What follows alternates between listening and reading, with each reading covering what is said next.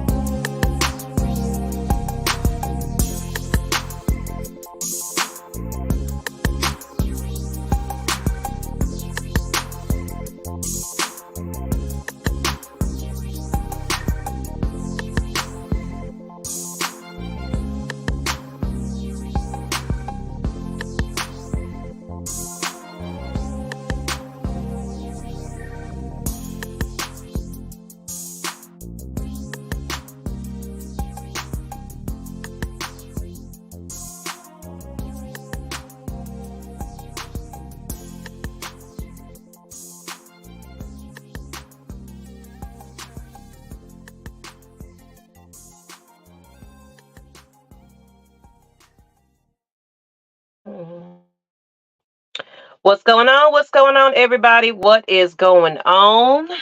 I know it's a little different night. We typically come on Tuesday nights, but we had to move it for the time being. As far as moving forward, I'm not sure. I think we're going to keep it at Tuesday night, but of course, I'm pretty sure everybody is kind of not expecting us to be on now. But as we have a couple of people already in the audience, what's going on about whatever? What's up? Well, it's just myself today. Miss Kai, of course, she's a sports mom, so she's extremely busy. So it's going to be me tonight. And of course, if you want to join in on the conversation, leave a lot of feedback. I love the interaction from our fans. How you living? Okay. And of course, he's saying that this is a relatively easy topic tonight, y'all. We men like poly relationships because it will save a lot of women from dying alone with cats and dogs. Oh, here we go. So I already knew the shenanigans was going to begin. What's going on, J-Rock? Monday Night Madness. Absolutely. I'm happy to have you guys. What's going on, Brian Peoples? Hey, Queen Maggie. What's going on, people? What's going on? And of course, you already know my name now. I am Miss Maggie T of Maggie T Productions. Champagne Confessions is the show. And just love to have you guys on. It's a different night, so get used to it. We want to, see you guys excited and happy. Go ahead and share this content out so everybody can watch. I'm excited. I'm excited. But of course, as we do, we started off with a little bit of motivation.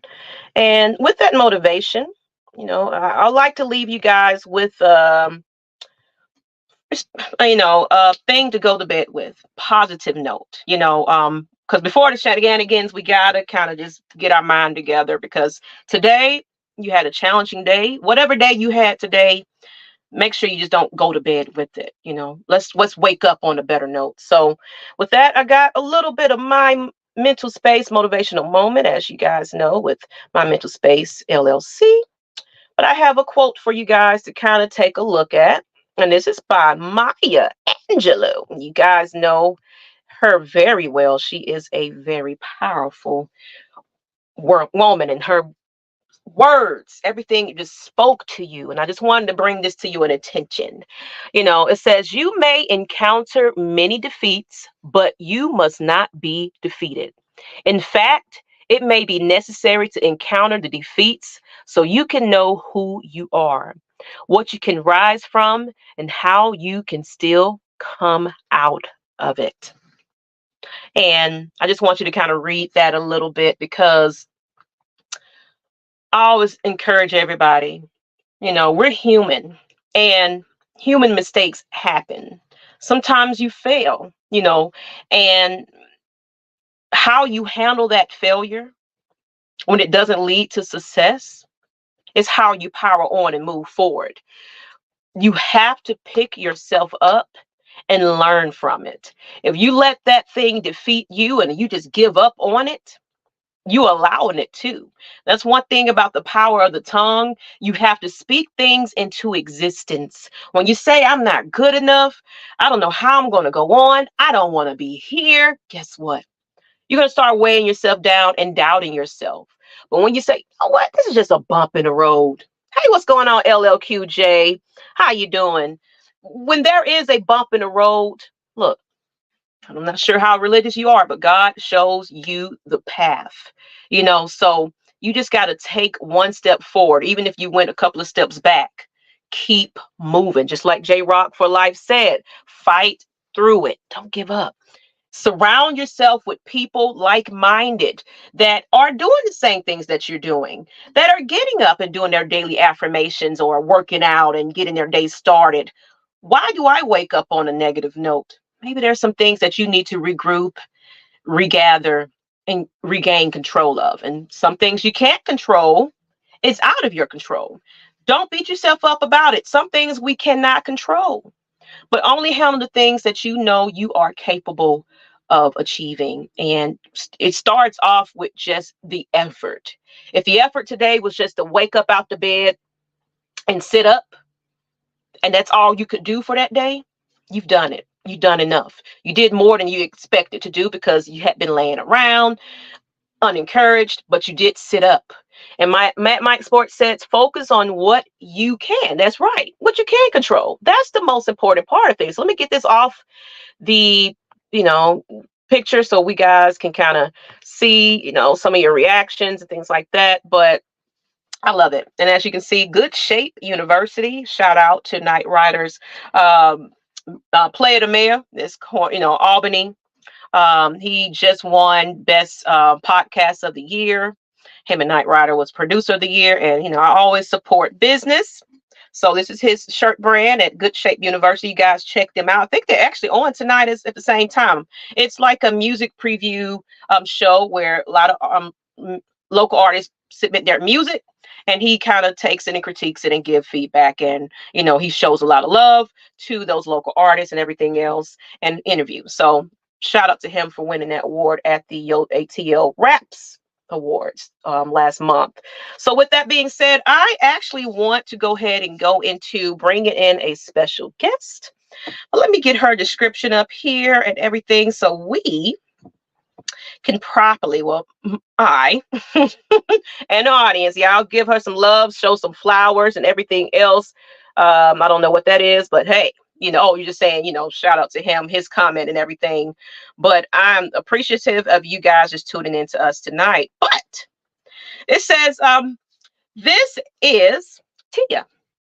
She's a young professional, 30-year-old queer, spent half a decade in the Atlanta kink and poly communities.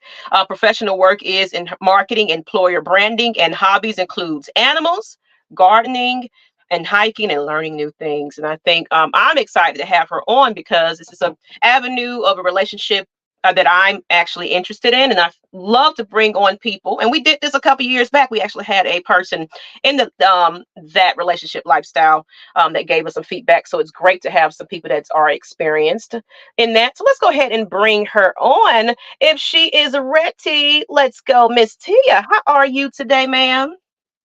Hi, Maggie. I'm good. How are you? I'm good. I'm excited to have you. I'm glad you answered. I know we was trying to rearrange this and get you on for an episode, but so happy this is a perfect one for you. I'm excited to go there. It's going to be a fun. As you can see, the shenanigans starts in the chat already. So if anything that you see that you want to highlight, go ahead and speak it out loud. People, feedback, share this out. It's about to get good because right now, I wanted to bring her in. Now, of course, that motivational quote, I want your, action about that. How do you feel about that quote? If you kind of recall what it was saying. If I remember correctly, it's specifically about moving forward through defeats. Mm-hmm. I definitely agree and kind of focus on that myself. I think a lot of the things that I try to do on the daily is to just focus on making the next best choice that you can make whenever it comes to the things that you want to do in life. So even if something, or at least a choice that you're able to make currently didn't work out the way that you wanted to, you could either stop or you could keep making choices, and you could make try and see if something else will be different the next choice you make. And I think that's the thing that I like to focus on, because if you stop making choices, nothing else new happens, nothing else interesting or challenging comes your way. So keeping making choices is always the best like option for me personally. And I think it tends to help, even if it's setting it away from being a good choice or a bad choice, but making things to make you move forward is always a thing that I like to focus on. Oh yeah, like, even if it's minor and small little things that you can achieve as far as your energy, of course your schedule doesn't permit it, but you have that goal, you have that routine that you would like to set and do. Take out some time and just do it. And don't do it for others. You're doing it for yourself. So even if you feel like, okay, this is out there, I really want the support from my peers and family and loved ones. It's even when those times when nobody is looking that you push even harder, because guess what? That achievement is for yourself.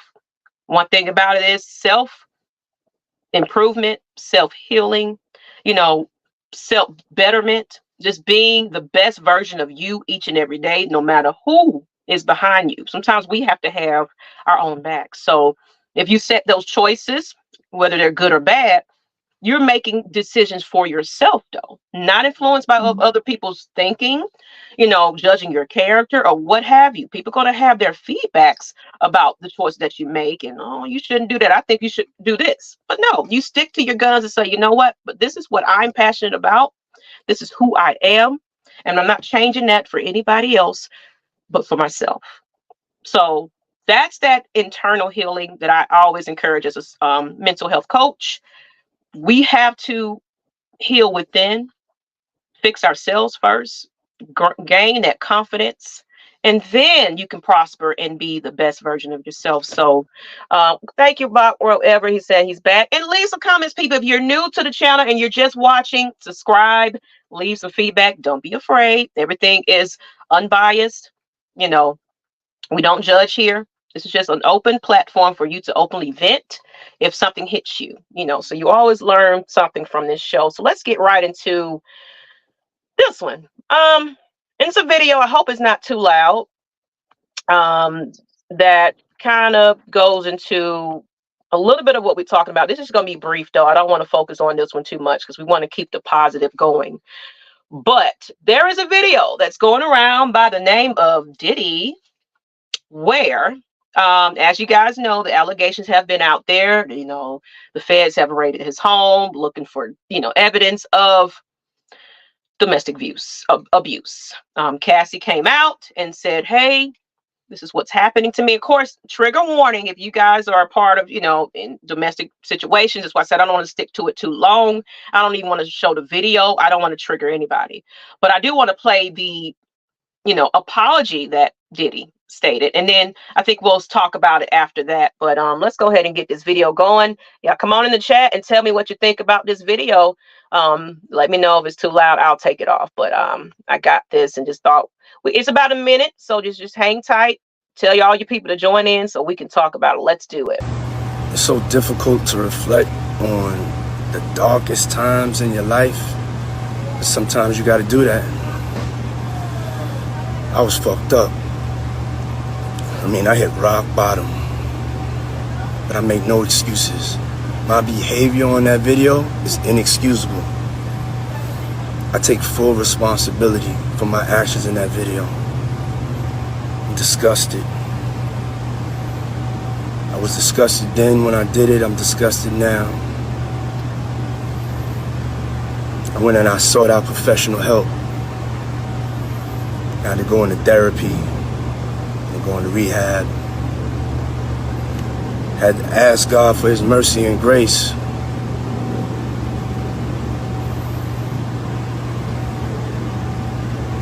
I'm so sorry.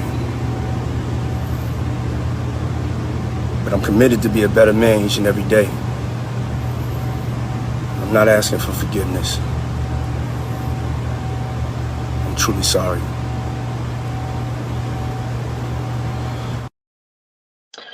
Okay, as you can see, I'm sipping my tea right about now. This is Champagne Confessions. You can drink anything you want. This is your, come to Jesus moment, because, I need to be a little bit calm and, this discussion here because I know it's going to get a little, colorful in the chat. I'm sure of it. But we want to talk about this video. And of course, there's other people and allegations. A lot of people are afraid to put it out there, but this is this man's behavior. And at first, he denied it. Oh, she's just trying to, get money and, my character, this, that, and the other. I didn't do it. I don't know what you're talking about. The allegations are not true. And now, of course, so ironically, you go ahead, Miss Lady, if you wanted to kind of chime in. I'm going to explain it a little bit. The video came out and, of course, now they're saying that, of course, they cannot charge him for these crimes. So, oh, my goodness. I can come on out here and just apologize about it. And, everybody kind of overlooks that. That's the background. I'm sorry. I thought I was putting it on the, my bad. So, I can just apologize and everything is all good, right? Oh my goodness. So, let me see how you feel about this one. I'm curious, since you are new to the channel and everything, let me know how you feeling about this.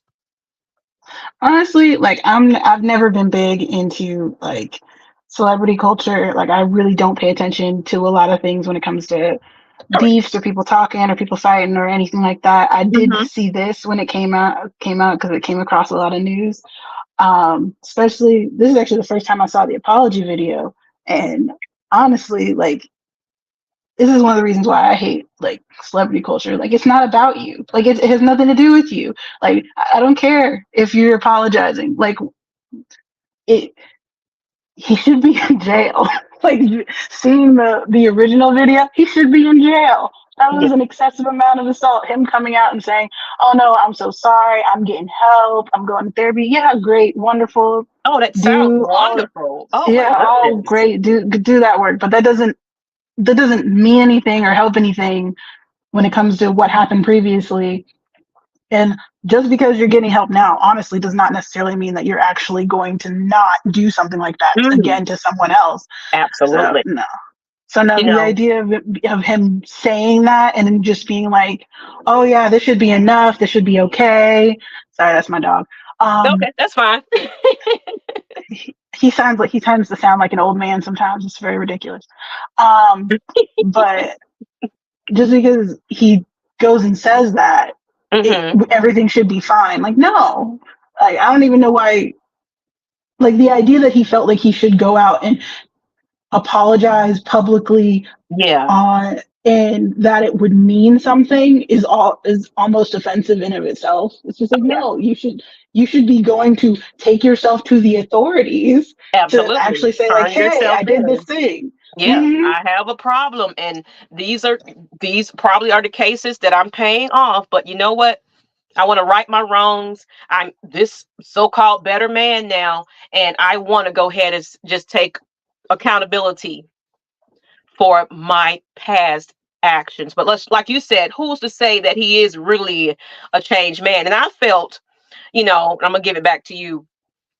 I felt this apology was half-ass, and we do kind of cuss on here just a little bit because you didn't really apologize to the victims.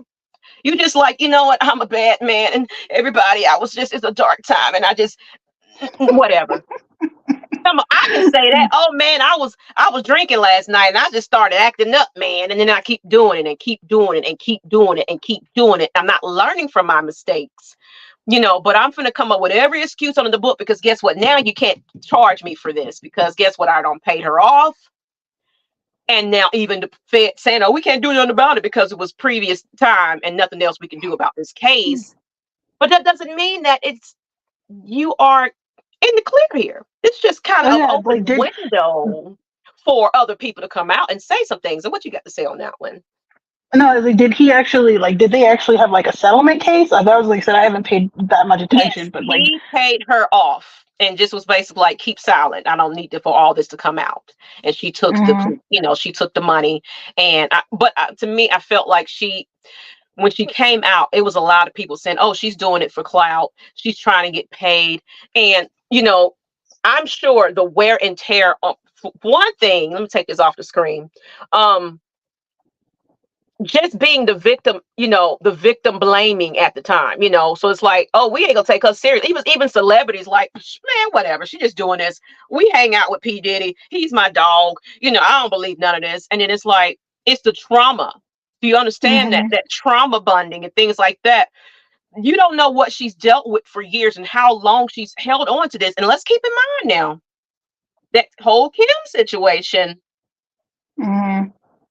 is still a mystery as far as what happened to her and her death. So it's like people in high power and have a lot of money can do a lot of things. You know, Diddy's name has been kind of entangled in quite a few scenarios of people that are no longer here to speak for themselves and speak up and defend themselves. Let's just say that we ain't gonna cross that bridge too much because we got to get into our main topic. But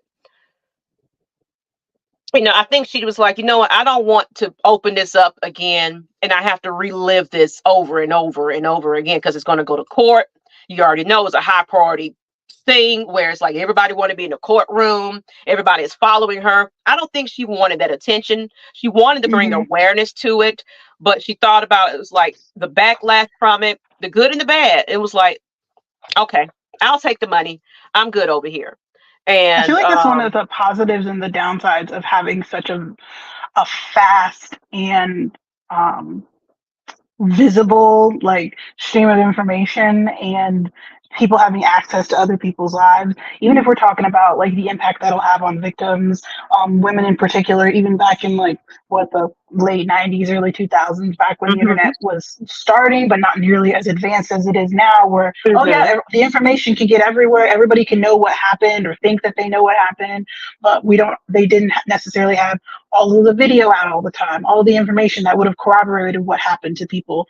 But now with her, we now have a video, but it's a couple years too late. People can see it now. And since the internet's been around for a while, all of that information, people being able to give their 2 cents for the last couple of years, people are like, oh, okay, well, we know what happened now. Like, it doesn't matter. Like, it's become almost concrete history. Like, regardless of what the actual truth is, people are going to think whatever because the information's been traveling around for so long now. There's a lot of spins to it. So it's like, you got this side of it, you got that side of it, then you got the truth, you know? So we would never get to the bottom of what truly happened between the two parties involved.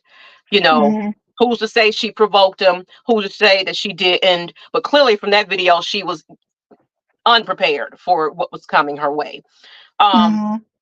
And she also didn't want to fight. She was fearful. You know, anybody that's been, and like I said, I'm going to tread lightly on this topic because we can get into that domestic violence. We did that a couple episodes back. So it can be a trigger moment. So I apologize if this is kind of hitting you.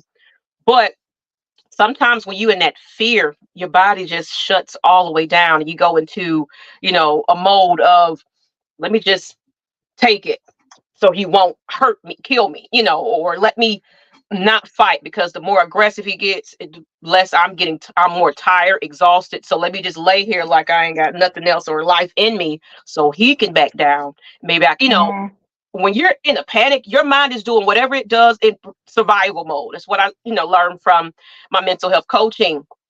We go into a sense of survival. Some people's reactions just a little different.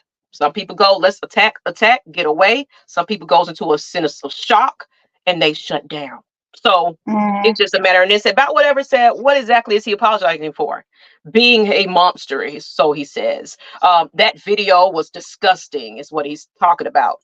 It said Cassie had a lawsuit and settled out. She was paid well for it. Now, the apology to Bieber and Will Smith's son, I can't understand. Okay, I get, I'm not understanding that, but you know, and I feel like, you know, people gonna have their mixed emotions about it. You know, some people saying she's doing it for the money. Okay, you know, whatever have you. But it did bring awareness out to people that are in domestic violence situations that are afraid to speak up.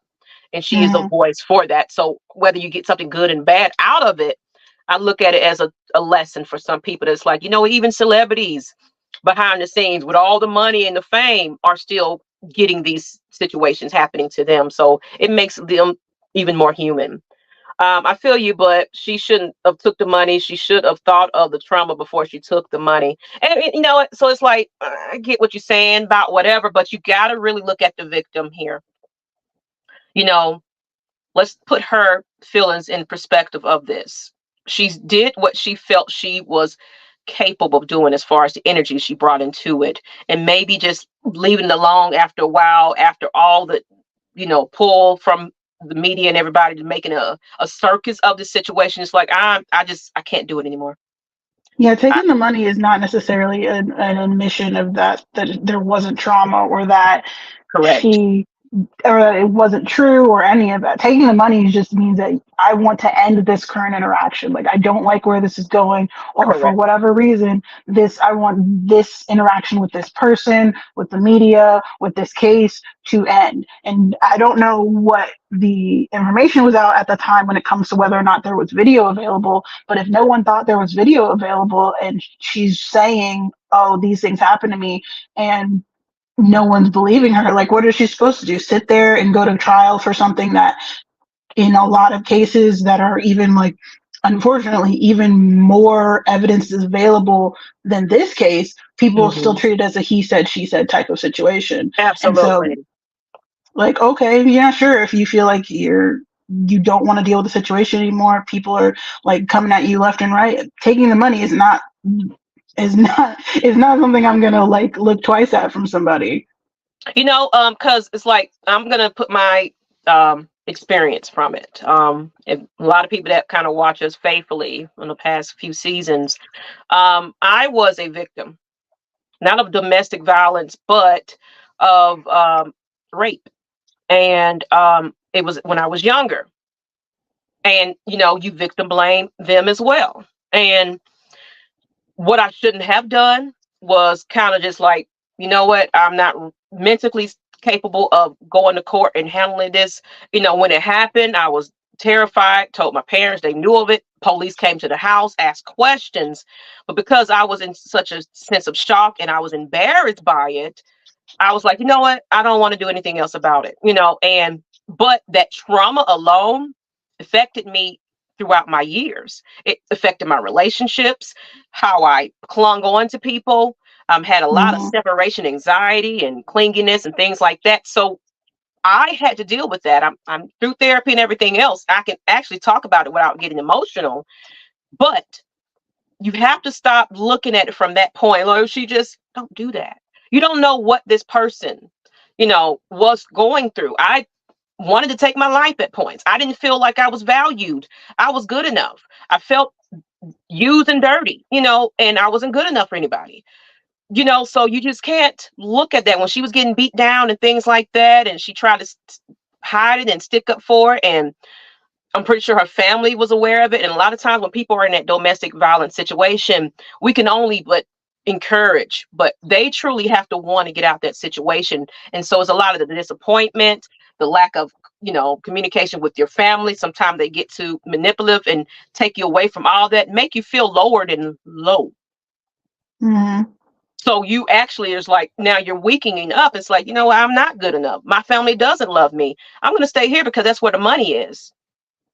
But that's part of that mental complex. We have to really take these things in consideration. So that's all I want to say on it, because it can you know, get too deep, and I don't, that's not the purpose of this show. This is a hot topic, just a moment. You know, I would love some more feedback and everything, but I think I want to change it up a little bit because it's getting a little too deep. um Mhm. you know, so I'll kind of leave that to you guys and hope you guys talk amongst yourself. But I want to get into what we're talking about today. And we're talking about poly relationships. Um, and this is a topic that I feel that can be taboo, if you will. And it's definitely something I am interested in, um, all my life, honestly, you know, relationship, dating life, and something I've been very vocal about. I just haven't found that partner that's comfortable with it, because there is avenues of this. This is not a it's a trend now. It's a fun thing that everybody is into because, that's popular. It's social media. We're talking about it. But I spoke to individuals that before social media happened have been in those type of relationships before it was popular. So it's like I want to get everybody aspect from it. And that's why I invited Tia on. I would love to hear to hear her experiences from it. But first, let's introduce who you are. Just tell us a little bit about yourself. Like I did your intro and everything. How are you feeling today, Tia? I'm doing good. I know you said you did my intro, but I don't know what else do I need to include? Well, just, I guess how long, I guess my question is, I'm going to ask you a few questions about it before we get into the breakdown of it. But you have been in poly relationships previous. Yes. Are you currently in one now? No. Okay. And at the time that you were in those relationships, was it a couple of them, or did you kind of stay in a consistent relationship with your couple? Were you solo poly? Were you involved with a couple? Just kind of give me your experiences off of, an idea of where your relationships were when you were practicing poly. So for the longest time, well, I still consider myself solo poly. And depending on your experience or anybody's experience in the community, solo poly is more of like a practice of how you treat and interact within individual relationships, and that necessarily means that all of your relationships function individually. They don't have like a relationship hierarchy, or at least as little as one as you can kind of deal with, because people are people and people will always have hierarchies regardless. Mm-hmm. But for me, I've always been solo poly in that like each of my relationships kind of function on their own. They have their own needs and interests and requirements of my time and energy. Back when I started being more involved in the community was around the same time I started being involved in the kink community, and I think I dated a married couple together at one point. I've dated individuals and like had other relationships. I've dated people where I was like friends with my metamors. I've dated people where I didn't talk to them at all. I've had relationships where my partners, we didn't really have a super like romantic relationship. It was mostly sexual, but we had a really good platonic relationship where we were really Gotcha. good friends. Mm-hmm. I've had relationships where it was mostly regular interactions on the daily, some where our interactions weren't sexual at all. It just depends on like the person Mm-hmm. and what I needed at the time. And I think that definitely depends on the person what kind of non-monogamous like relationship they want to get into, because polyamorous relationships in and of themselves are just a version or a type of non-monogamous relationships. Absolutely. I'm glad you said it like that. And like I said, we're going to break it down to what it really truly is, the definition of it. Some people Mm-hmm. mix their own variations of what it is. But let's get down to the basics of what it truly is. And, what is considered a poly relationship, and then of course, once I give the definition of it, I want to know, um, from your experiences moving forward, based on Mm-hmm. the different types of relationships you have had, if you are going to continue to practice it in some time in your, whenever in the future, which dynamic would you prefer as being, of course you said you're solo poly, which is the same for me. Mm-hmm. I would like to be solo poly where I don't really introduce them to, they know of each other, but I have my own individual relationship with both, and everybody gets their Mm-hmm. equal time, et cetera, et cetera. So the question is, I'm gonna put this up here so we can kind of give an explanation. Um, what is a poly relationship? I'm gonna take this off. I see some comments in the chat. I'm happy to see it. You guys chime in, leave some feedback. I am here for it. But it's A form of ethical or consensual non-monogamy that involves having romantic or sexual relationships with multiple partners at the same time. Ethical or consensual non-monogamy describes relationships in which all parties are aware of and consent to practice non-monogamy. Do you agree with that definition? Or, of course, from your experience, you want to kind of interject and add a little bit more to it? This is kind of just the blueprint of it. But if you want to go into a little bit more details of the definition of it, give me your feedback on what a poly relationship is. I think the definition definitely covers a lot of it when it comes to how people tend to think about ethical non-monogamy and certain forms of polyamory. There's a lot of, for lack of a better term, like culture and when talking about ethics, like specific ethics that come into play, like when you're dealing with any type of culture or any type of like small group of people, there are always going to be like ways that you engage with people, things that you do and don't do, things that or terms and ways that people interact with each other that are specific to that culture and kind of inform how people will kind of see you as part of that culture and group. So I think that is that is something that I think that a lot of people who kind of walk into polyamory or like walk into non-monogamous relationships don't really grasp well. And it can cause a lot of issues. And I think is a lot of why there's a lot of friction when it comes to people like learning about non-monogamous relationships and trying to hear about like how people are interacting.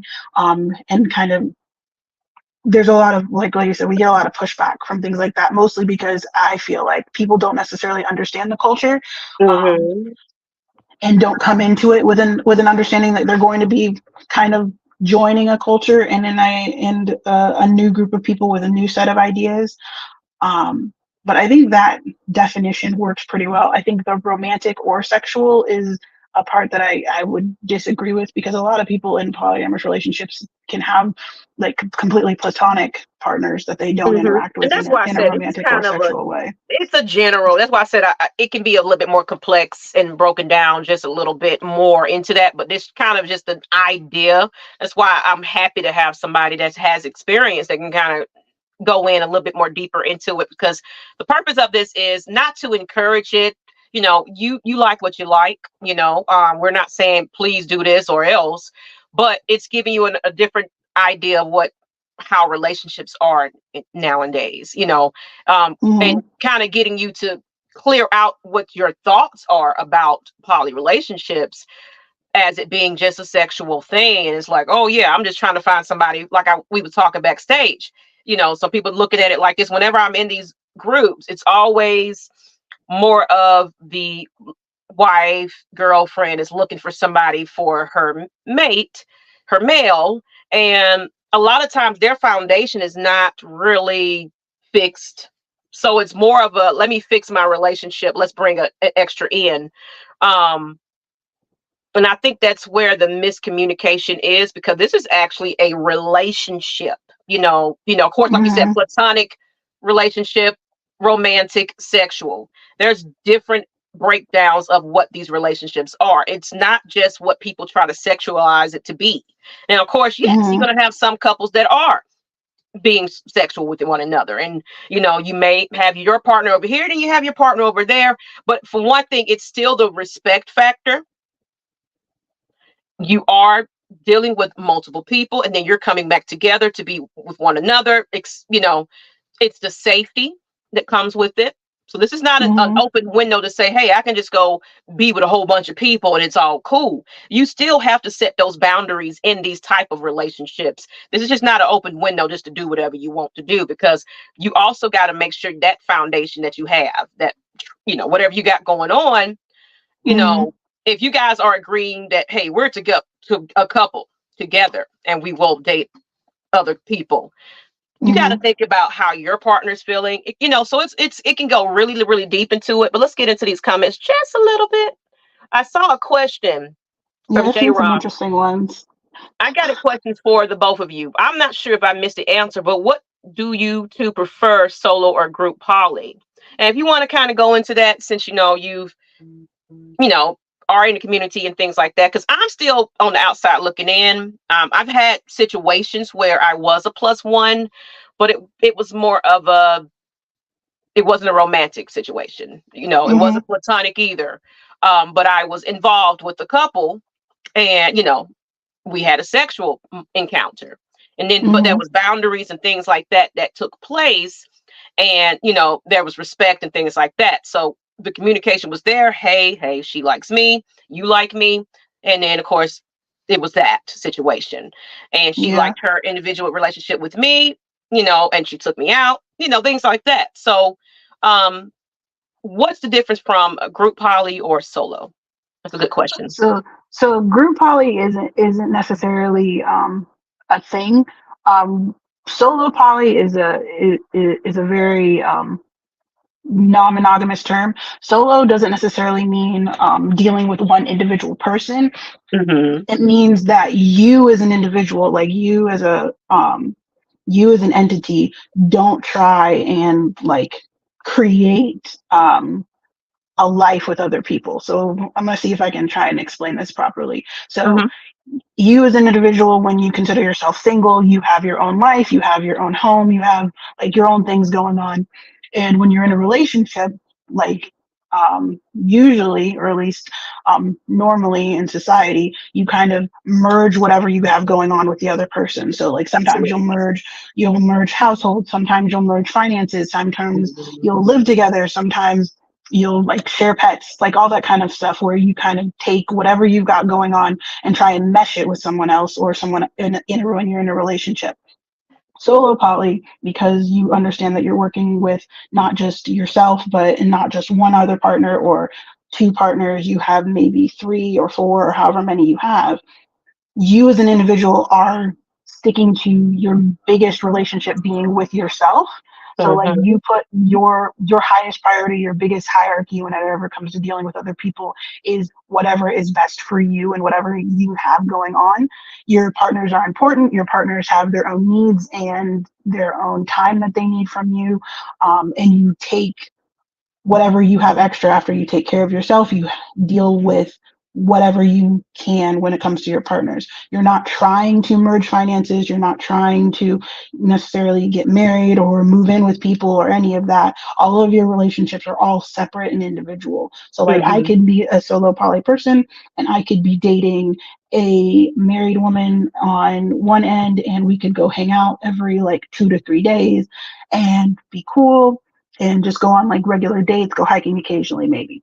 Mm-hmm. I could also have a relationship with another person who I see like once a month, and we're still really close. We still spend a ton of time together when we do spend time together once a month, but that's the only time we spend together, and we don't get as super involved in each other's relationships as I might be with the married woman I'm talking to.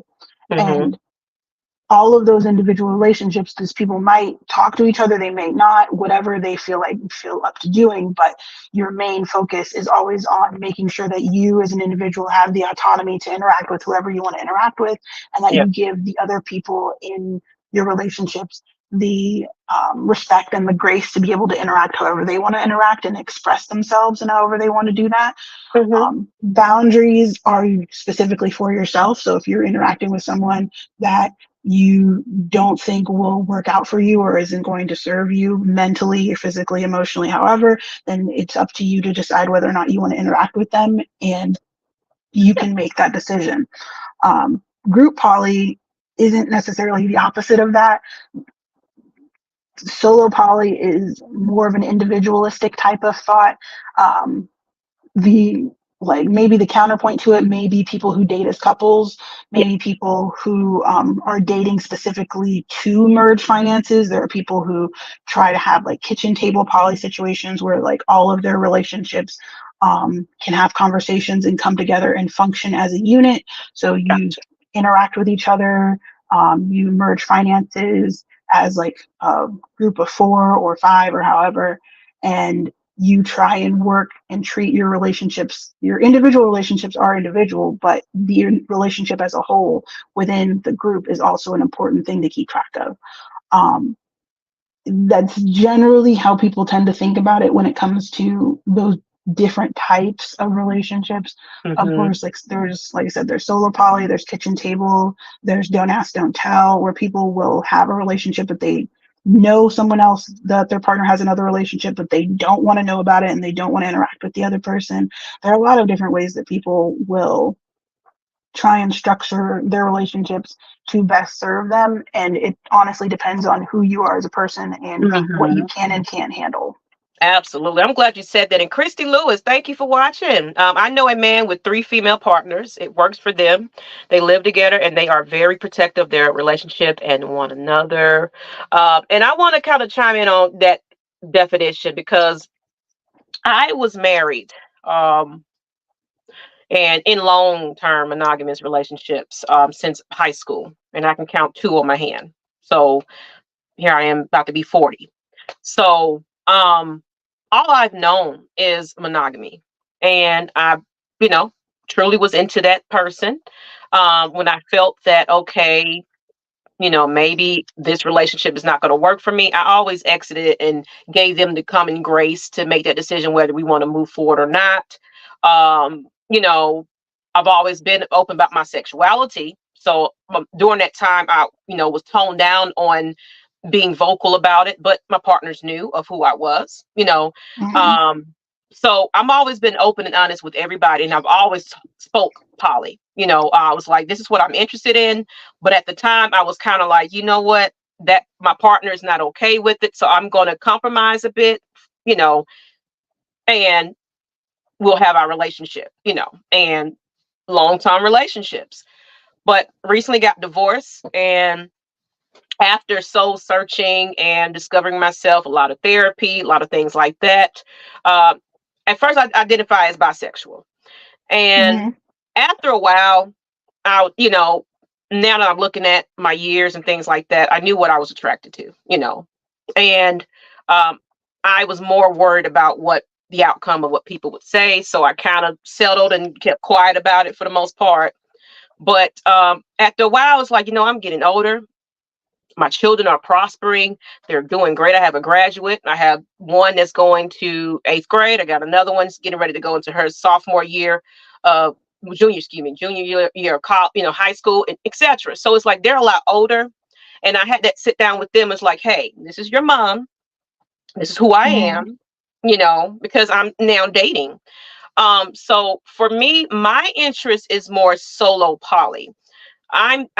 I've done the committed one person in a relationship. I'm not interested in a relationship. I'm not, I'm interested in dating and enjoy myself, but still a respectful way where I'm, like you said, I have this connection with this individual. We go out on, every now and then we date, we have a good time, we enjoy our time. Also, I have my date over here. We have our individual times. And of course, I'm not restricting anybody from dating each other. Dating outside of what we're doing. I encourage, hey, go out, have your good time. I'm more of, I don't want to know details about that, but just long as you respect me and you respect what we have and know that I'm a very, clean and, let's be careful about the energies that we bring into this situation. Let's be open and honest. And if honestly, I bring it to the table to you early. If you're not into this type of lifestyle, then I'm giving you the opportunity in the beginning to make that decision whether you want to continue on with me with that. So that's where I'm at with it.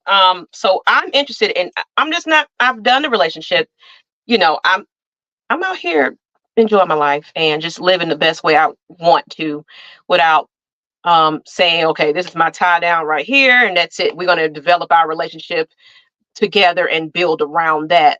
I've done that. I've lived that. I can take care of my family and, things like that. I don't need that extra support, right now as let's put it together because of finances and things like that. No, I'm okay. I've been well off on my own. So I just want to meet amazing people that are on the same mindset as me. That makes sense. I think I definitely agree with that. Like when it comes to one of the things that I really liked about polyamory when it comes to like ethical polyamory, and especially the type of polyamory that I tended to get involved in, which was like Black centered womanism polyamory.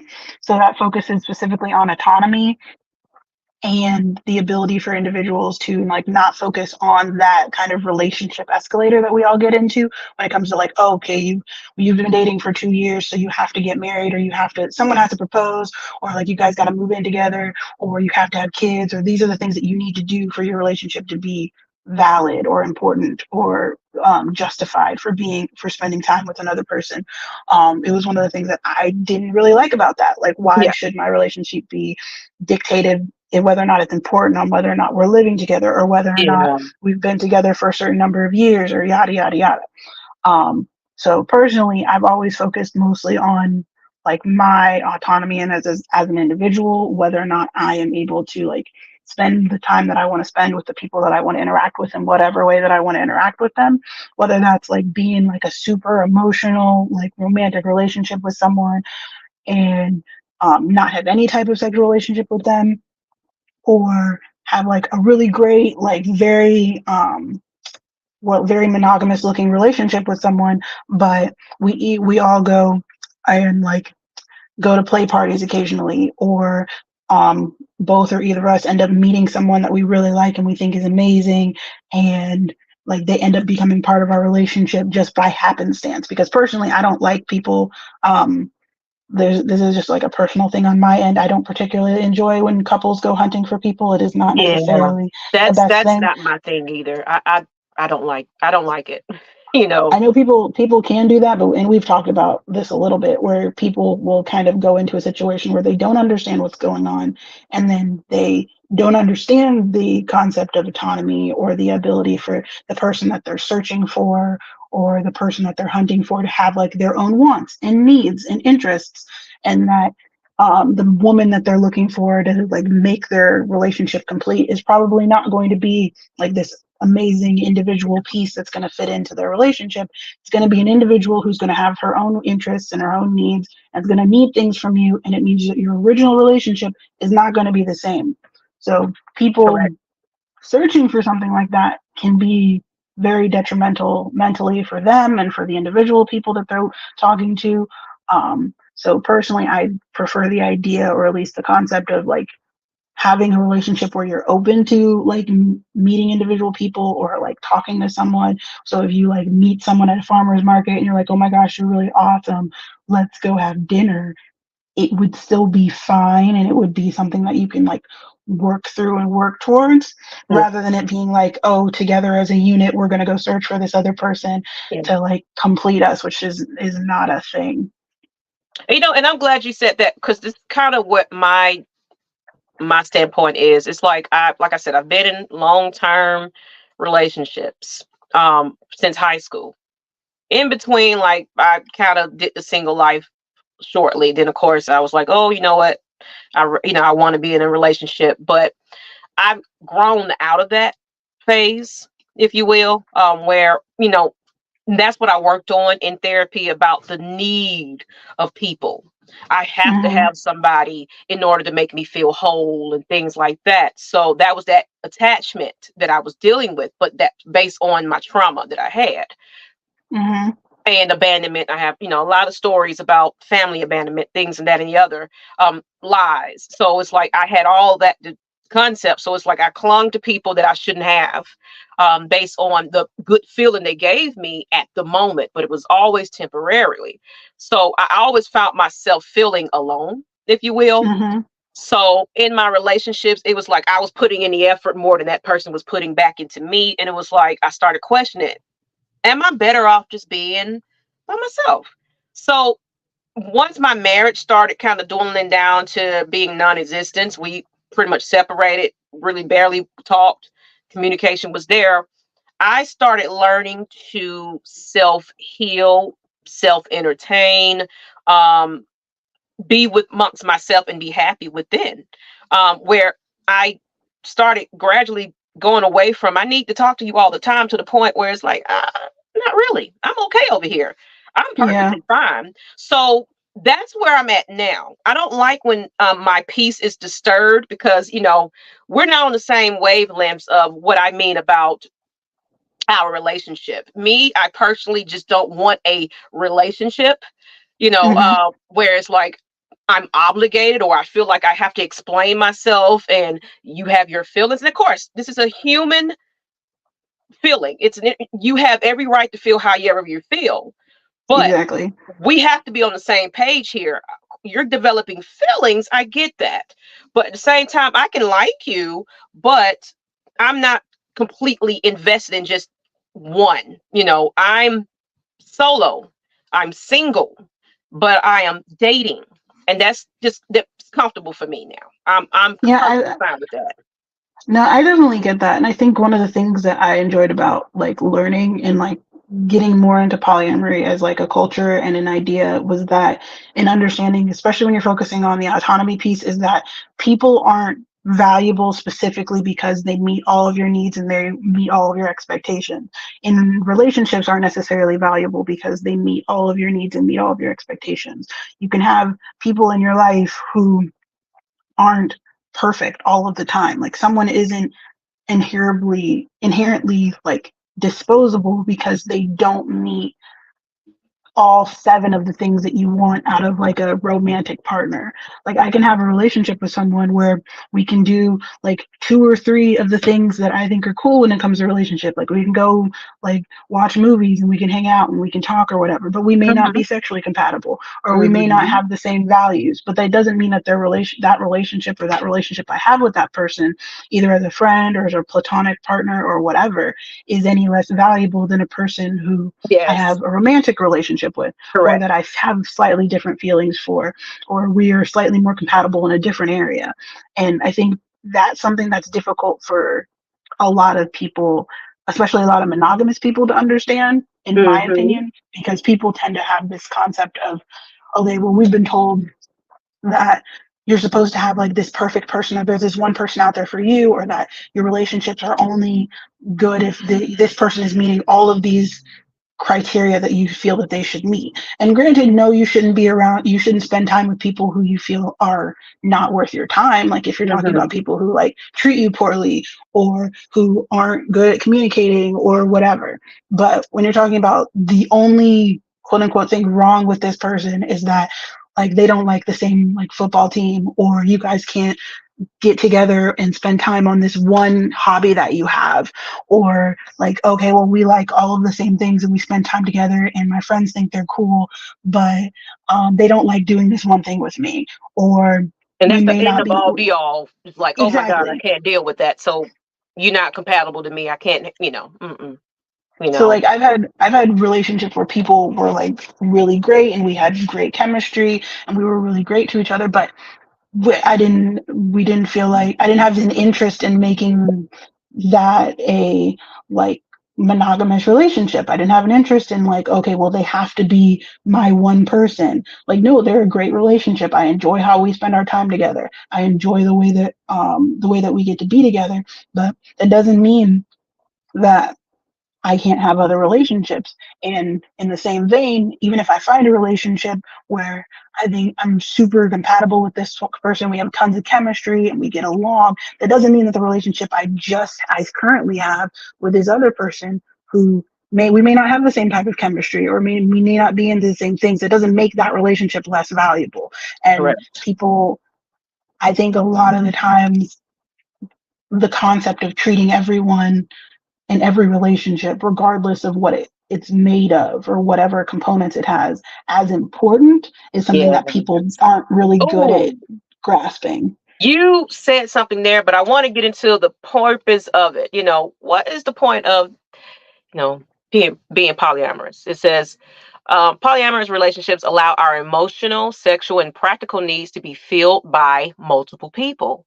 Practical needs Hmm. like grocery shopping, cleaning the house, sharing multiple incomes, and even raising children together. In a sense, that's more of a, strong dynamic relationship. But of course, like I said, these are just kind of ballpark definitions. You already went into Hmm. what's some other ways that you can be fulfilled in a quote unquote, relationship with somebody that's not necessarily bringing us together as a one, and everything is surrounded around this relationship, and we're bringing everybody else in. So like I said, that's why I like to have people that are more into that lifestyle more, because there is different layers that you have to peel back from because even then people still don't know what it truly is. It's just kind of what they gist in studies and things like that. So based on what I'm thinking, this is what that is, but everybody has their own dynamic of what that truly means for them.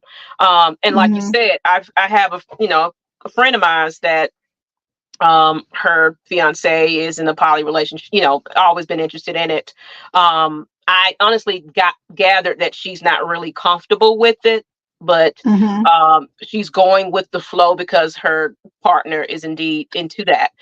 Her partner found somebody that she was a part of another poly situation, and so happened they just kind of connected because that poly relationship just didn't quite work out. So now they're together, but they're putting it together like, this is my one, and then my fiance is here, that's my main, and then this is who I'm, we're going to bring this together. They even tried to introduce each other, and it just didn't work out. What was happening in this foundation was the uncomfortableness. It was more like you said, you got to treat everybody like they are important as well. And the way that there's a difference between being important and being equal. Personally, equal is not a thing. In any relationship, there's no such thing as things being equal. You can be equitable, and you can try and provide people with the things that they request of you and the things that they say that they need. But trying to treat all relationships as equals, I feel incredibly problematic. No. Oh yeah, because everybody's different. Everybody desires more things. Like this person is like, I need you on the phone with me all day and talk to me. I got to have you around all the time. But what happens there, though, is you got two of the same type of person where they're both demanding of a little bit of the same. And your explanation is, well, this is new to me, so I got to treat this a little bit more. You've had my time. You've had years. So kind of hold back and just be thankful that I'm actually here. You can't do that either, because that person starts to drift off, and it's like, well, why am I here? All that attention is over there. What about me? That's where that I forgot about you. But it's more like, well, I'm trying to convince myself that I'm okay with it. And that's how me and her communicated. It was like, I'm bored and I'm looking for something to do now because all the attention is over there. And I asked her, as a mental health coach, I was like, how do you really feel about that? I'm sure you found me attractive. We connect, we have, all of that. But it's like, I'm not going to involve myself in that situation unless I know for sure that's what you are wanting to do, or you just doing it just to please, your situation. You can't go into your foundation like that. So I just wanted to put that out there. Let's see here. Let me see some of the comments. I saw some interesting ones. It says, do you believe that the porn industry give poly relationships a bad rep? Because really poly relationships are more than that, not just sex. Does it give them a bad I don't know if it gives it, like, the porn industry doesn't give any relationship any good representation. Like it's a performance. It's not a thing that provides any kind of information. Like it's like saying you should send children to porn for sex education. Like it's a weird thing for people to kind of put a lot of weight on. Because what porn is. It's just for the gratification of being sexual with a fantasy that you're trying to fulfill, and you're trying to sell videos, and you want this star to be that star. So it's over exaggerated anyway. The things that happens, the couples, the threesome, all of that goes on with porn is not really realistic, if you will. So I would never, my life needs to be like that. This is how my sexual life needs to be. I need to be putting it down like this. Let's be real, people. They're actors and actresses at the end of the day. But I mean, on the flip side of that the statement that Christy is making, the idea that people treat something as like, oh well, it's not just sex. Okay, sex is important. We have a very puritanical idea about sex when it comes in the United States, in lots of the Western world. Like, having a sexual relationship with someone is not less important than a platonic relationship or romantic relationship. It's as important as you treat it. So I can have really great relationships with people where we're friends, but I'll let them tie me up occasionally and it's fun. And like we can have great relationships. And that doesn't make that relationship any less important to me as a person. So when I go and start Mhm. dating someone and they're like, oh, okay, well, how do you spend your time? I'm like, well, I have these friends and I do this sometimes on weekends. And if someone, and I've had these conversations with people and they're like, well, what are you going to do about those relationships? I'm like, nothing.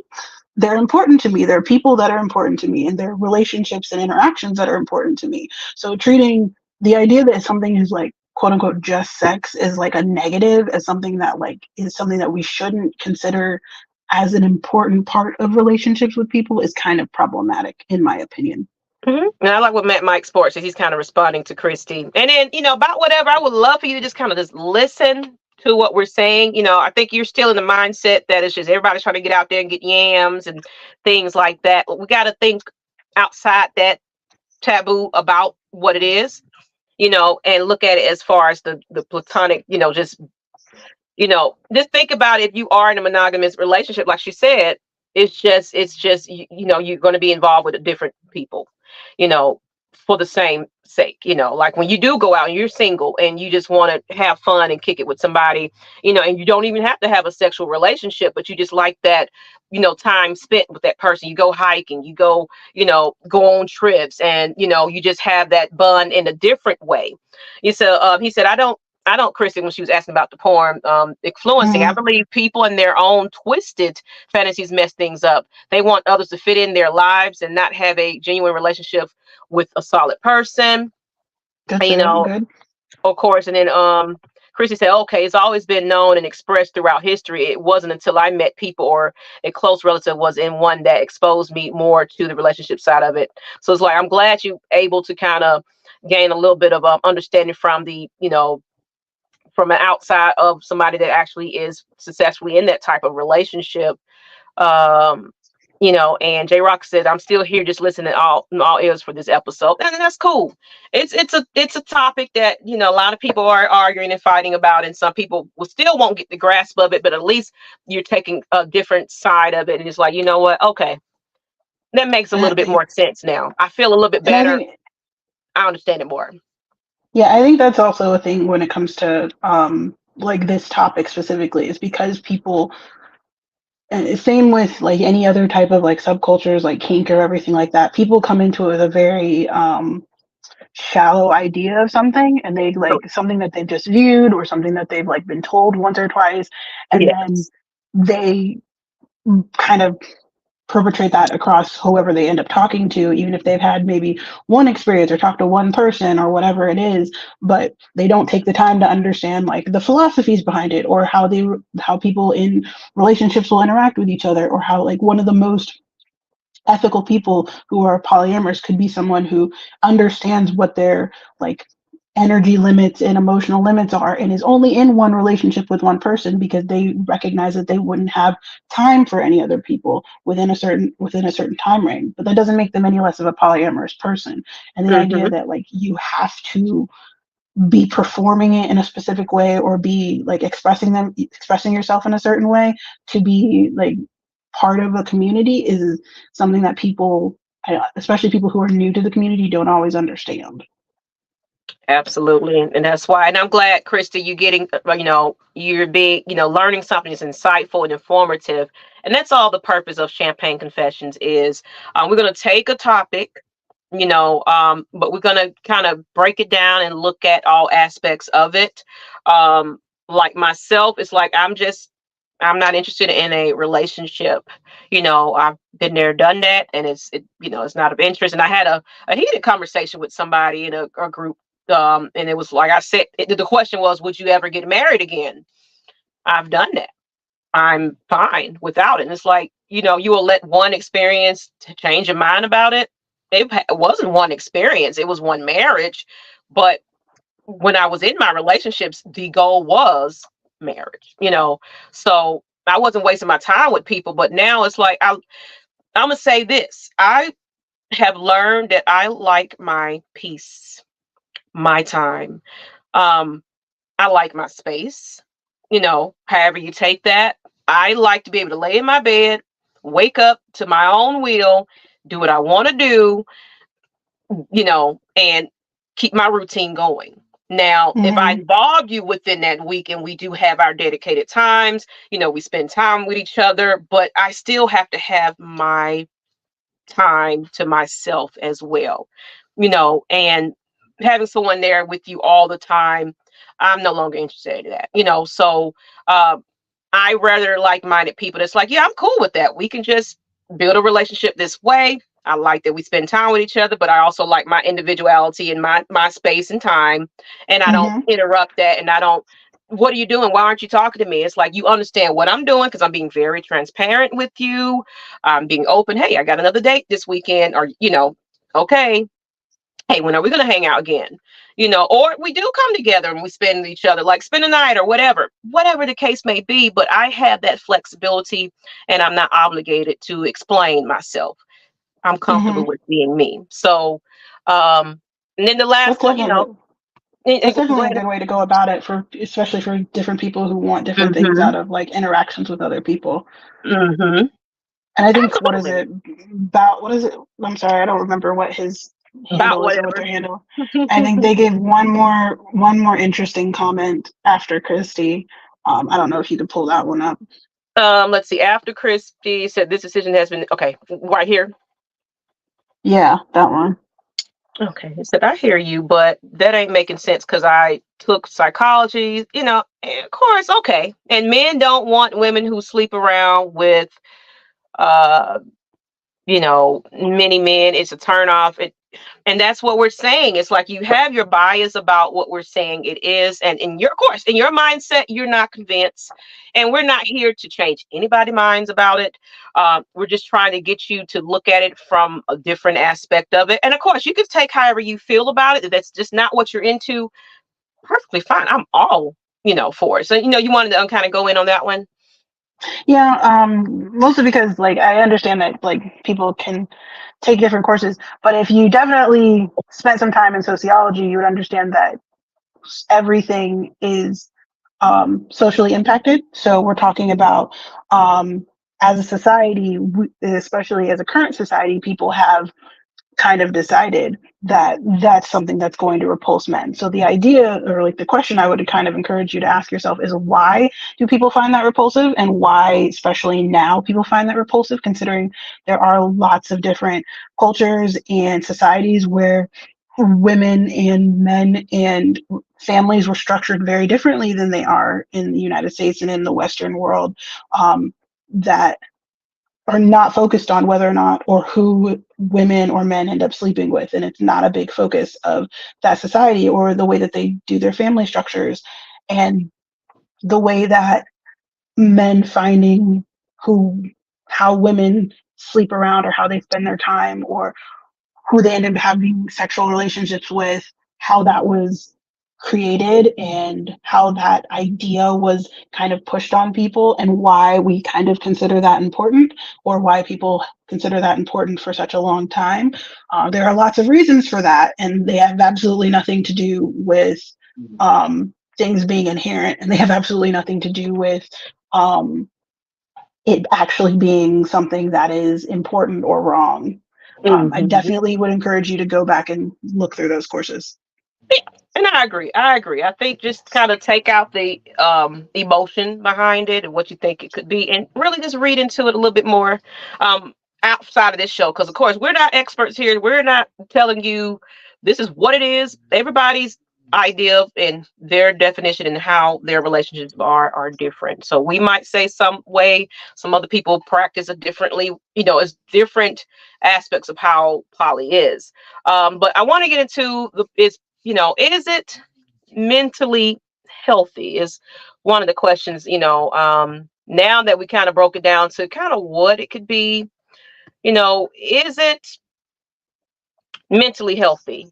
And of course, I always got my facts and things like that. So I put that up here. But, and of course, just let me know if it's getting too late for you. But so The practice of engaging in multiple romantic or sexual relationships with the consent of all parties involved can be a fulfilling and enriching lifestyle choice. However, navigating the complexities of polyamorous relationships can sometimes lead to emotional challenges and mental health concerns. So there are some pros and cons, and I kind of want to kind of leave this off to you, Tia.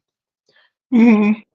You know, what have been the pros and cons, your challenges and lack of in these relationships that So you've I will experienced? say that I will say and preface this by saying that I feel that there are different kinds of people who enter into polyamorous relationships. So you have like poly by nature people. So there are people who like ethically and emotionally and internally don't have any initial pushback from a lot of the concepts and ideas that come with being in non-monogamous relationships. Like there are people who they may get jealous, but they may not be as emotional when it comes to their jealousy. They may already have ethics or ideas that kind of conform with the ideas of autonomy or valuing their partners a certain way or communicating a certain way that make it easier for them to join non-monogamous relationships or have non-monogamous relationships and start them without having a lot of the initial friction that a lot of people who are like monogamous a lot of the time do. And in comparison, you have a lot of people who are like socialized as monogamous people and have a hard time kind of adjusting to non-monogamous relationships.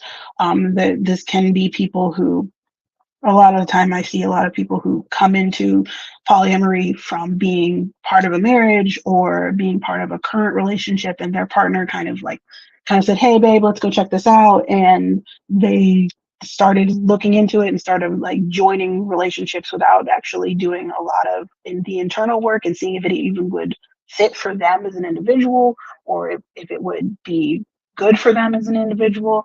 And those type of people tend to have a lot of pushback and a lot of friction when it comes to polyamorous relationships because it's Hmm. not something that they consider or that automatically fits with them. I've definitely met a lot of people who have started with that in that type of mindset and have been able to adjust.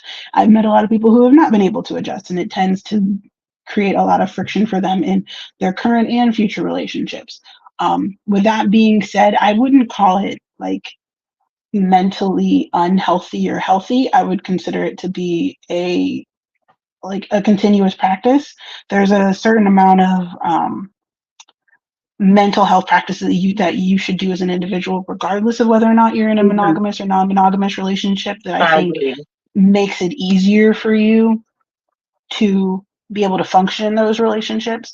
For example, jealousy is a huge thing that people talk about. Jealousy as an emotion is something that we're Absolutely. like, oh well, I don't want to deal with this because I'm a really jealous person and I don't really want to like um get into a situation where we're going to have to be jealous all the time.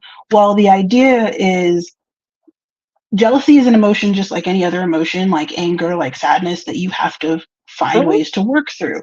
And Yeah. socially, we don't Mhm. encourage people to work through jealousy in the same way that we encourage them to work through their anger issues or their depression or anything like that.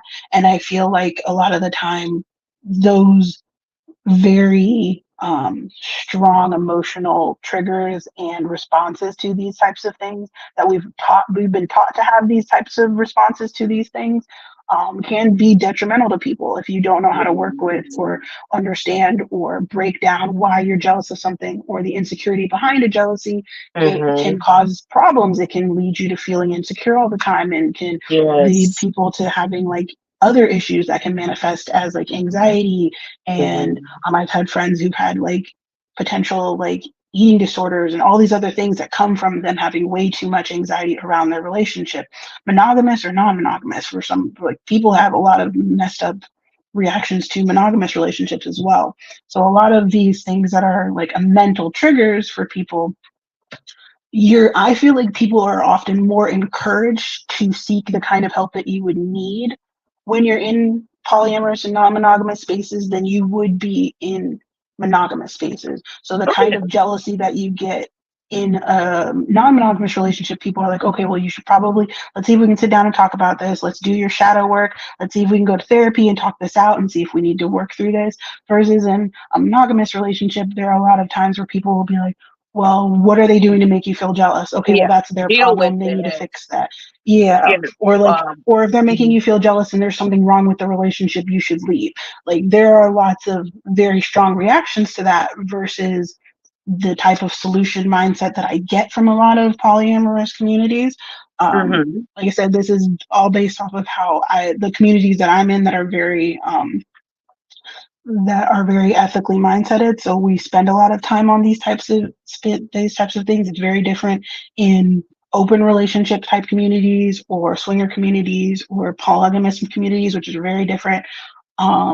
But for the type of ethical non-monogamous relationship communities that I spend time in, those are the things that people tend to focus on a lot when it comes to your mental health and like the type of shadow work that you need to do as an individual to be able to function properly and to be able to get the most that you want out of the relationships that you join.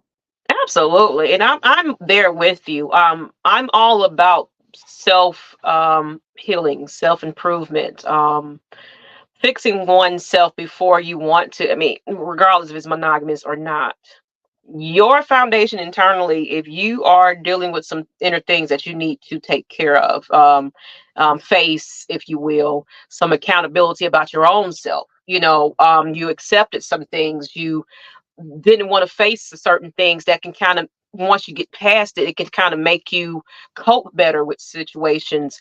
You're not leaning towards certain things. Some people have, abuse of alcohol, drugs, sexual addictions. There's so much that can play into trauma that happens with people that they're not trying to, you know, get over. You can never forget it, Mm-hmm. but how you tackle it at this point, getting your mind, together where it's like, you know what it was.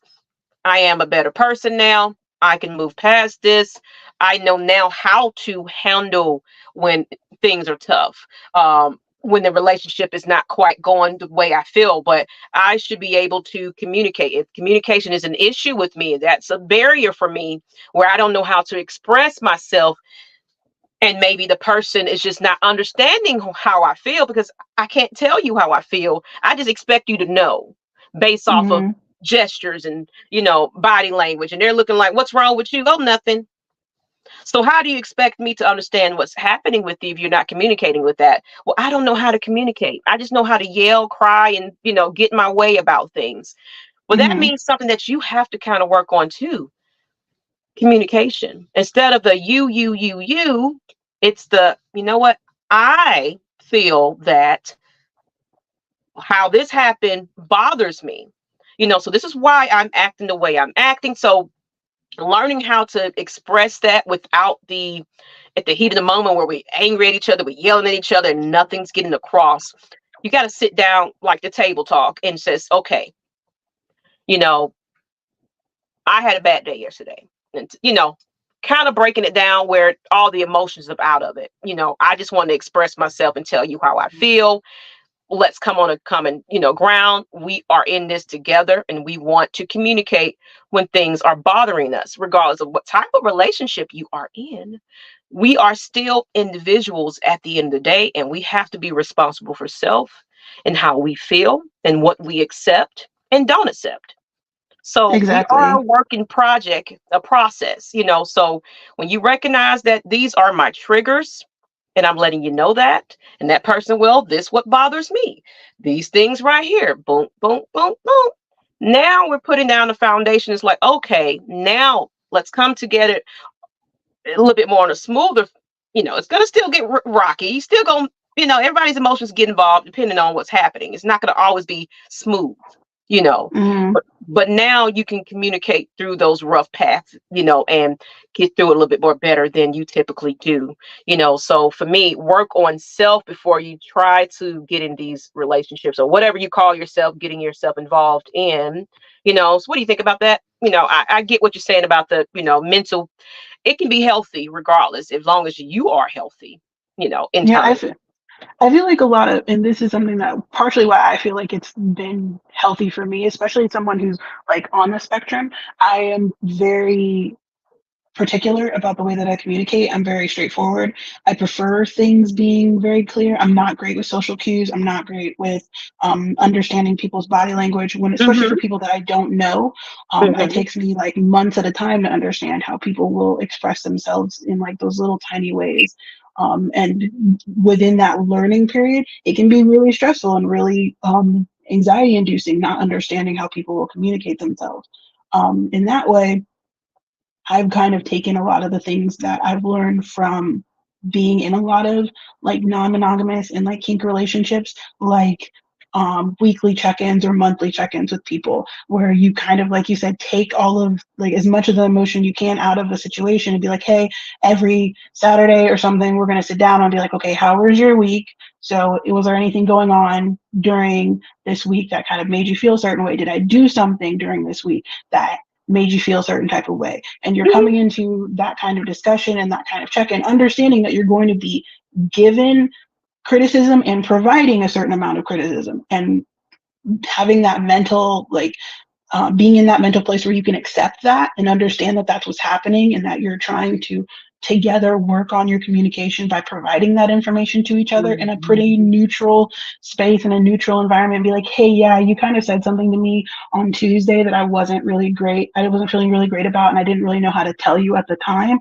So like Mm-hmm. in the future, can we like only have these types of discussions, or can we like work on talking to me 10 minutes after I get in the house versus like basic stuff that you can use in Absolutely, because regardless we of get the type of. defensive, when Mhm. it's when we're coming at it, it's like, I just want to talk about this right now. Like you said, coming straight home, you're unwind, you had a bad day, and it's like that's when you get defensive. So even if you reacted a certain way in the moment, being able to have a period of time where an understanding that, okay, when we have our check-in, I'm going to try and express this the best way that I can express it, and I can express how I was feeling at the time. And hopefully, if you guys are working on your relationship, then this is something that they will also be able to accept and be able to express to you that, oh, hey, you telling me this means that I understand this is how you're feeling, but in these situations I tend to feel like this. So in the future, let's do this together to make sure that we can address these things for both of us, rather than it feeling like, oh yeah, you're saying something to me and I'm accusing you of this and yada yada yada. It's one of those things where it's a skill that I've learned from other relationships and from the non-monogamous relationships, because communication is so important in those types of relationships. You need to be able to communicate and be like, hey, are you okay? Like, I know I started dating someone last week. How are you feeling about this? Like, or do you feel like you're getting enough time? Do you need more time? Do we need to spend more time together? Do you feel like we need to express ourselves, or have you been able to express yourself in the way that you need to when it comes to getting what you need from me? Like that kind of stuff is stuff that you have to be able to talk about in non-monogamous relationships. And I don't think people put enough emphasis on it for monogamous relationships, which I think makes it better for people like me when I kind of implement those things, and regardless of the relationship I'm in, where people are like, oh yeah, that's a really great like tool to you. I'm like, yeah, it's great. It helps so much. Absolutely. And I love that you're breaking it down that way. We can hit some people will still have their bias about it, and that's perfectly normal and fine.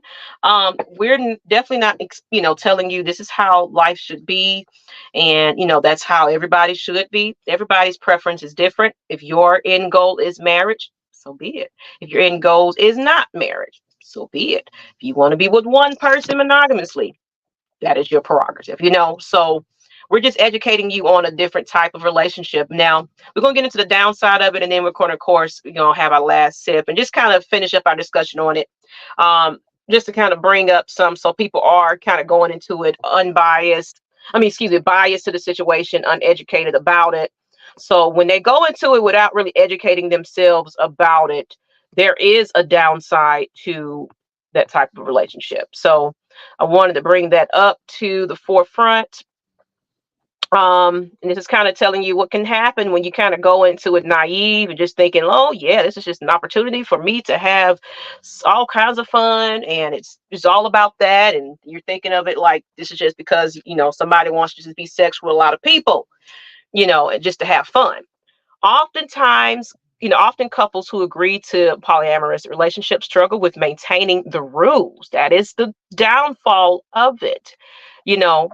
And that's not to say that polyamory is a bad arrangement, but it's definitely a sign that the complexities require a lot of discussion, soul searching, and troubleshooting if a couple decide to pursue it. So, every relationship is completely different.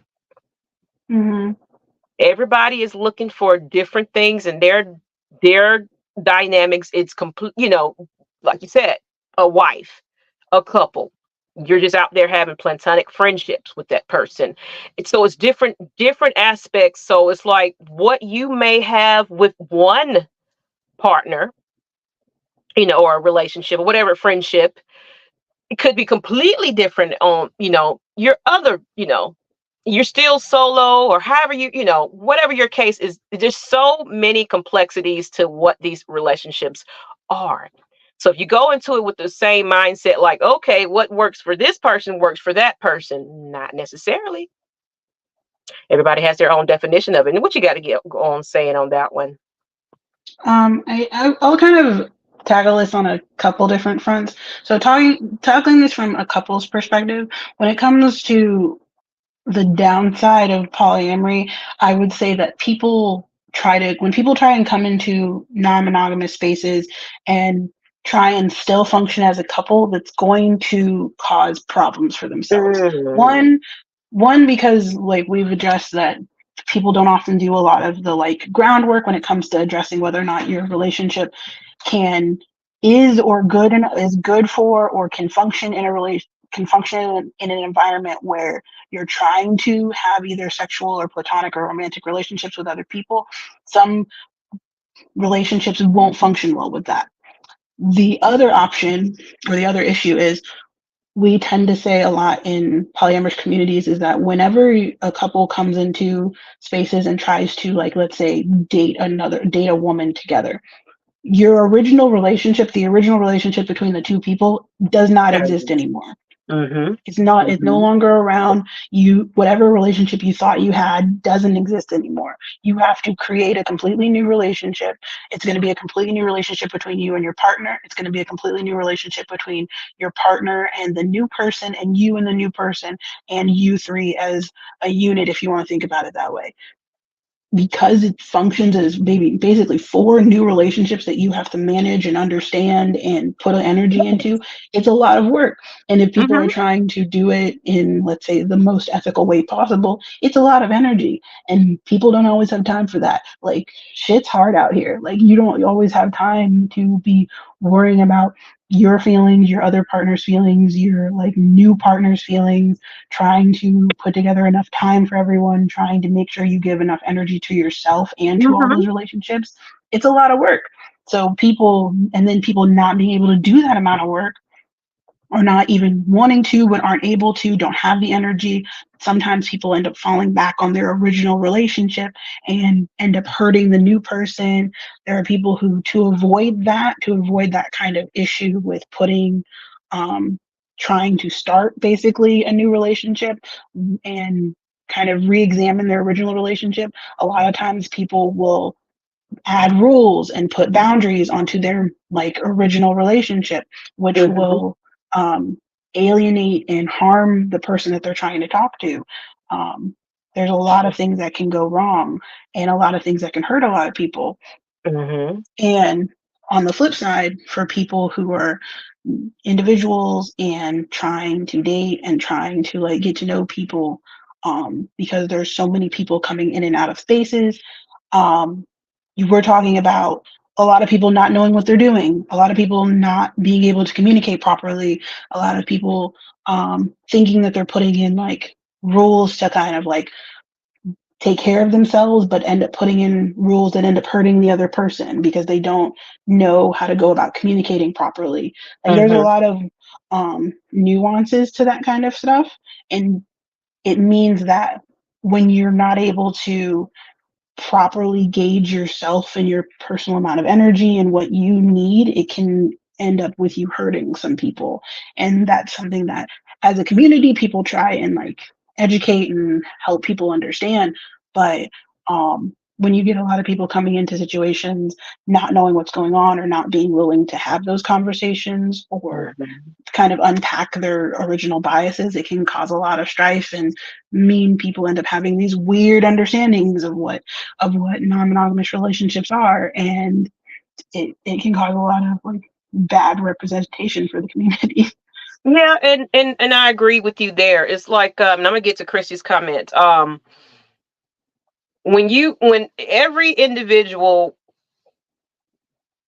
you know, handle things differently, you know, what in your mindset you feel that that person should accept and not accept, and you know, like you said, putting these rules and boundaries up, like, yeah, this is just how it's supposed to be and you need to comply by it, and that's just how it is. And then of course you go into it like this, oh yeah, so I'm sure the next person, it got to be the same thing, it's all about me at this point. Not everybody, you know, grew up that way. Their, you know, their beliefs and things are how they practice. You know, somebody might just say, you know what, because I like this person, I really want to be with that person. I'm just gonna accept it and deal with it and just go with the flow. You know, and then of course those when those feelings come involved, and then there's like, you know what? Oh my goodness, I got too deep into it. I don't think I'm ready for this. I said I was, you know, but that's when you're just like, you know what? I feel that let's be open and honest about this. How do you feel? Come back to that conversation because things change. Sometimes Mm-hmm. feelings do happen. Sometimes you like this person a lot more than you expected. And of course, it's like, okay, well, you know what? Now I see that we have feelings for each other. You know, everything changes. Each individual person you speak to, you know, it's a different dynamic wherever, whichever way you turn. That's like relearning that a new relationship again. Like you said, what you had at first is going to be a lot different now. It's not what you was. It's completely different, especially if you're trying to include each other with one another. Everything changes after that. It's like you're walking again, if you will. So what Christian Mm-hmm. said was, whatever, why couldn't it be learning more about oneself and how to build and engage in relationships with others, whether it's monogamous or poly, with a good goal of healthy relationship? And that is the end all goal here. It's still about, you know, the communication barrier, because a relationship is a relationship regardless if it's monogamy or not.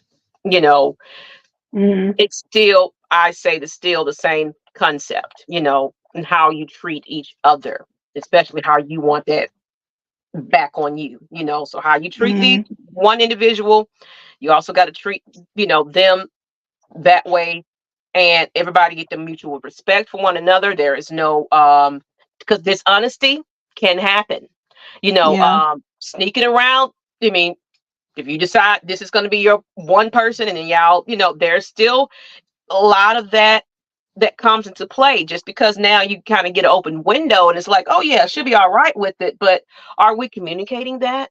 Are we talking about it? Can we sit down and say, hey, I'm actually introduced myself to somebody else and I think we're going to go out sometime, instead of out of sight, out of mind, she'll be all right if she do find out about it. So it's still a lot of that that goes on when you involve other parties. So, and I'm glad you're getting something out of it, Christy, from this. Anybody that's watching, if you're watching it from the Atlanta Peach Sapphires, of course, aka Atlanta Lesbians Group, if you're on my profile and watching it, you guys shared it on YouTube. You know, we're on Twitter or X as well. If you are watching, even if you were too afraid to comment right now, and if you are curious or in these type of relationships, we love your feedback. I really want to thank Tia. I appreciate you coming on and just giving us you know, you broke it down. You know, I definitely learned a lot from it because I've done my research as well. And of course, you know, I only will practice that when I feel that you know, I got a great understanding of it, and I'm just not going to jump out Mm-hmm. there blindly. I can talk about it, and but I am interested in exploring that and getting to the communities, and just I like to talk to people and ask questions, and you know, take my notes from it. Just don't go into these situations blindly, people, based off of your, bias about it, what's being portrayed on TV, what's in these groups that people are making it out to be. Do your own research about it, and gain your own opinions about it. And just love life. Everybody, we got one life to live. Why not enjoy it the best way you want to and not let everybody else experience? So, thank you, Christy. Again, like and subscribe. Just what J Rock said. I think we might keep this on Tuesday nights, but then again, let me know what nights you prefer me to go on. I know Monday Night Football is coming up, so I don't want to interfere with that. But while we just got training camp, it can kind of fluctuate for a moment. But if you prefer it on Tuesday night, 8 p.m., Monday, let me know your feedback. What fits you better as far as this show, and I would love to have more guests on. I appreciate you, but this is the last sip, Miss Tia. Here you can kind of just speak about something that's unrelated. A last thought. If you want to leave a motivational quote, or you just want to get some off your chest, or whatever. Just just thank everybody. It's completely your floor, and you just kind of, this is your last sip.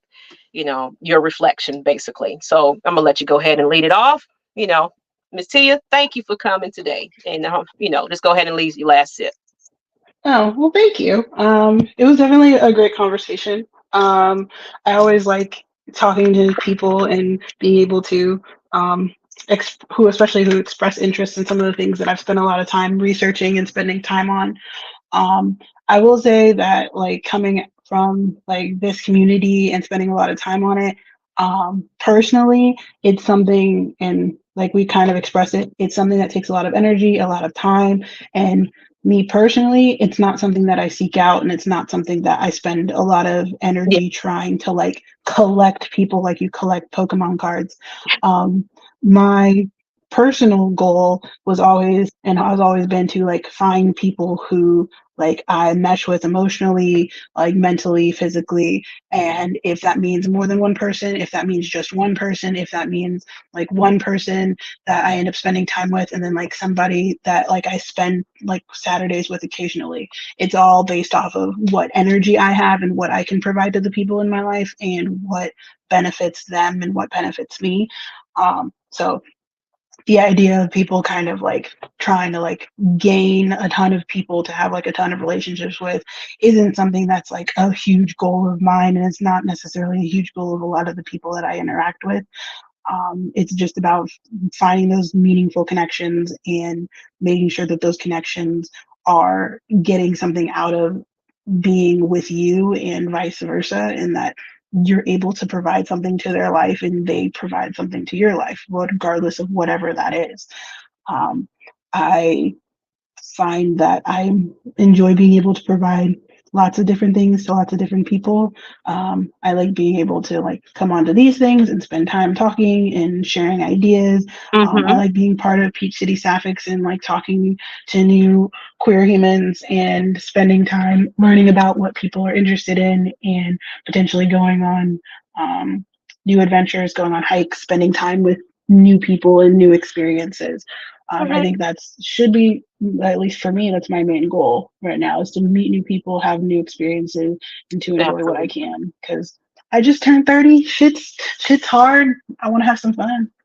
You know what? 30 is the new 20, so don't worry about it. It's gonna go through life. I'm on my last year of my 40s, and I've been enjoying my life. I mean, honestly, in the mid 30s is when I really started becoming in myself and just not taking crap from people and everything. So right now, I'm rewalking again in my single life, freshly divorced and things like that. So I'm in no rush, like you said, building a whole bunch of people. Yes, I'm talking about it, but I'm not over here like, okay, I'm gonna go out in the club and let me go find somebody. Oh, yep, I'm gonna go find somebody. It's not that at all. It's me educating myself, being a part of those communities, asking questions, seeing the successful things, getting an understanding of what it is. And of course, once I decide and I connect with somebody, cool. Whether I decide I want to find another individual to spend time with. But my main goal is I just want to enjoy my life singly, have fun, go on ventures, travel, enjoy my time with somebody, or sometimes travel alone and enjoy a time with myself without any obligations of somebody saying, you didn't take me. I'm in my feelings about it. Well, I'm single still. I just like to, I do like the energy, the chemistry we have with certain individuals when we want that. Sometimes, like you said, it can be just a little one day every month type of situation where we, do a big weekend cabin trip and it's just what we do, or, you do have the individual you spend at least once a week with, etc. But every Yeah. situation is completely different, whether it's platonic or not. But that's what we have, and there nobody else needs to be explained of what we have going on. That is what we do. So respect it. So on that no, it said it said this was good, and for sharing your personal experience and professional advice. LLQJ said learning so far from Champagne Confessions. That's all it's about. And they are saying, Tia, please come back, come back. Let me go ahead and give my last sip. My last sip is, as you guys know, you're not seeing Kai tonight. She got a lot of things on her plate right now with her kids being athletic. So her time is very demanding right now. So yeah, I'll just say a prayer for her, keep her, going and pushing, because at the end goal, them kids and their success and whatever is happening over there is most important. The window is open, so you'll probably see her hopefully at guest appearance and things like that. But as far as every week, here and there, so wish them well. I'll show highlights of their careers and things like that. I'm excited about it. I want to attend some, games and things like that. But in the meantime, as far as Champagne Confessions, I will be inviting guests on. I will announce what our topics are. So look forward. If you want to come on and it's an open discussion, open platform, free for all. But I do educate. So we're not going to go into it biased and where we're just bashing and doing all this. You're going to learn something from it. I want you to, take it down in layers, and it's like, you know what? Okay, I'm learning something here. So if I can reach somebody today and they got something out of it as a lesson, it's like I understand it better, I did my part. So if it's from the motivational moment in the beginning, you're feeling better about yourself. If you are in this situation, or you got somebody that's telling you they're interested in it and you don't understand what's happening, now you have a better idea of what it is, and you can kind of proceed moving forward in that. But on that, God knows, just go ahead and donate to Champagne Confessions Capture app. As far as as well as we got the Red and Black event coming up July 13th. Get your tickets. If you're a sports fan or non-sports fan, it's just a time for everybody to kind of get together. And also, my birthday is coming up on the 4th, but we are celebrating at the General's Lounge. It is a queer, for Pride Month, karaoke night, June 8th. Ooh. Yes, we did karaoke a couple of months back, and it was amazing. And it's open for everybody. So don't, it's not excluded. You can come and have a good time. We're just all there to have a good time. But it's definitely in, for my birthday, for Gemini's partying, as well as, the queer community. So come on out June 8th. It's on my wall. It's free to get in. Free parking. You just go in there, have a good time, and sing. Because of course I'm doing Prince because I'm a Gemini. He's a Gemini, and his birthday is June 7th. So yeah, it's gonna be a Purple Rain on down event. Okay, just letting you guys know. Don't hate. But on that, follow the Discord as well. I'll put that in. It's in the description. Have that conversation. And now we have a Facebook group, Champagne Confessions, that you can take the conversation on in the Discord and Facebook. But on that note, I don't want to hold you up too much, lady. I thank you once again. Next time, I think somebody said 8 o'clock Monday works for you guys. Leave your feedback. I'll continue to put that poll out there. Let me know what night you would like me to join. And if you want to come on, hit me up. You know how to find me. And I'm out, people. Good night.